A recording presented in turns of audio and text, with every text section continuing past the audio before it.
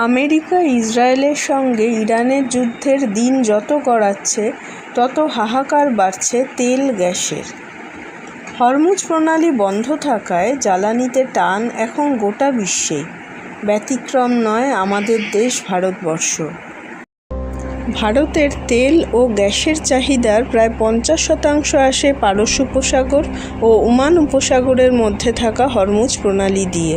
Iraq, Saudi আরব, সংযুক্ত আরব আমিরশাহী এবং কুয়েতের মতো দেশ থেকে।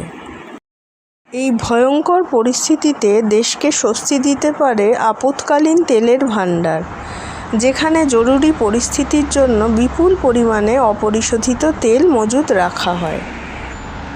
এই মুহূর্তে ভারতে তেল মজুত রয়েছে 3 জায়গায়: বিশাখাপত্তনম, ম্যাঙ্গালোর এবং পাদুরেতে।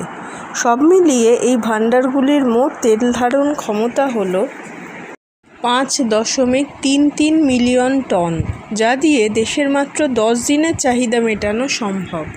এবং এই কারণেই ভারতে তেল ও গ্যাসের সংকট বিপুল আকার ধারণ করেছে।